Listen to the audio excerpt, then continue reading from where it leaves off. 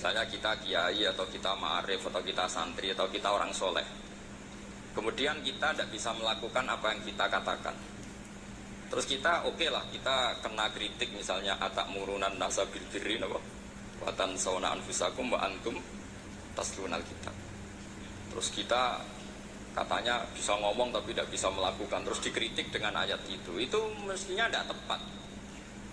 Karena itu asbabun nuzulnya adalah orang-orang Yahudi karena tahu bahwa sifat Rasulullah itu ada di Taurat, mereka menyuruh keluarganya itu masuk Islam, tapi mereka sendiri tidak mau Islam. Kemudian turunlah ayat atamuruna nasa bil birri wa tansawna anfusakum wa antum taslunal kitab. Afala ta'qilun. Sekarang perbandingannya begini. Misalnya ada orang Islam, taruh saja Zaid. Zaid itu maling. Ya maling, konsisten dia malingnya sampai tua.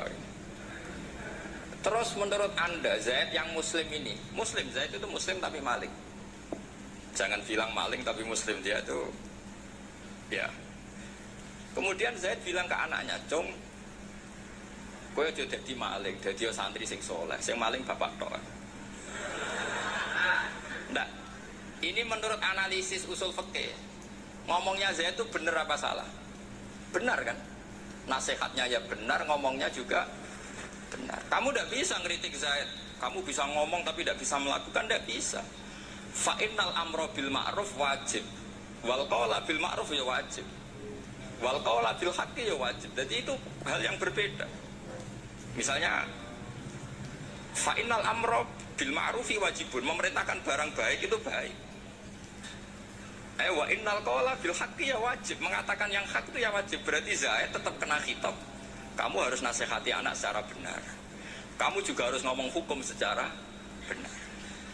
Lalu ketika Zaid ngomong hukum secara benar, "Cung ojo maling, maling ku dosa. Cung ojo nerusno profesi ini bapak maling, maling itu tidak benar." Dia berarti sudah melakukan dua kebenaran, yaitu ngomongnya benar, nasihatnya benar. Dia salah, perilakunya tetap maling. Tapi jangan karena dia maling lalu omongannya enggak salah juga, berarti salahnya malah tiga. Makanya ini pentingnya ngaji sama ulama, sama ahli usul fikih. Jadi tidak bisa dicampur adukkan. Zaid gagal dalam perilaku, tapi jangan gagal lagi di nasihat. Nanti kalau dia tidak nasihati, maka anaknya terus maling, alasannya niru bapaknya. Karena bapaknya kalau mau nasihati nanti disemprit sama santri-santri. "Pak, sama rawlah nasihati anak ira sama maling sama dewi." Maling, udah bisa cara usul fikih. Itu malah yudroku kulluh, la yudroku napa? Kulluh, atau bahasa populernya al-maisur la yasqutu bil maksur. Misalnya kita sebagai kiai hanya bisa takrib, hanya bisa jurumiyah. Apa muda Fatul Mu'in Ciaburde, bulat, maknanya bulat. Kamu tidak boleh ngomong gini, "Cung, kowe sebagai muridku kudu nurut aku. Nak gurumu goblok dok takrib, kowe dok takrib wae. Gak oleh ngelangkai guru, gak sopan gitu misalnya gitu." Gak boleh gitu. Tetap kita ngomong, "Cung, kowe aja koyo aku. Kowe kudu alim Fatul Mu'in, alim Fatul Wahab." Sama tidak bisa protes. Pak guru sendiri tidak bisa. Kebenaran tetap sebagai kebenaran meskipun kita tidak kuat melakukan atau tidak bisa melakukan. Lagi-lagi ayat itu sebenarnya ada untuk kita, untuk orang Yahudi, atamuruna nasa bil birri wa tansawna anfusakum wa antum taslunal kitab.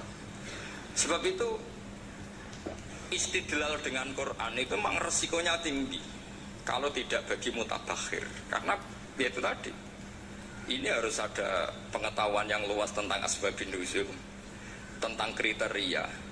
Nah, kalau terpaksa, saya katakan terpaksa, kalau terpaksa kita itibar itu boleh, tapi itu terpaksa. Bahwa Allah mengkritik orang yang bisa ngomong tapi tidak bisa melakukan. Tapi itu secara usul fikih itu runyam. Teori ini runyam sekali, fatal. Sama lihat tuh di kitab Bajuri atau di kitab-kitab fikih yang lain. Ketika Shahibil Burdah atau Shahibil Bur'ah itu yang Imam Busiri itu, Muhammad bin Busiri. Niku salah nama tapi kadung populer. Jadi sebetulnya Imam Busiri itu Shahibil Bur'ah, bukan Shahibil Burdah, tapi kadung terkenal Burdah, kita ikut-ikutan apa? Burdah. Imam Busiri itu ngeluh, saya ini orang yang banyak kesalahan. Di antara salah saya adalah saya bisa ngomong tapi tidak bisa melakukan. Yaitu saya ngomong misalnya orang supaya tahajud, saya tidak tahajud.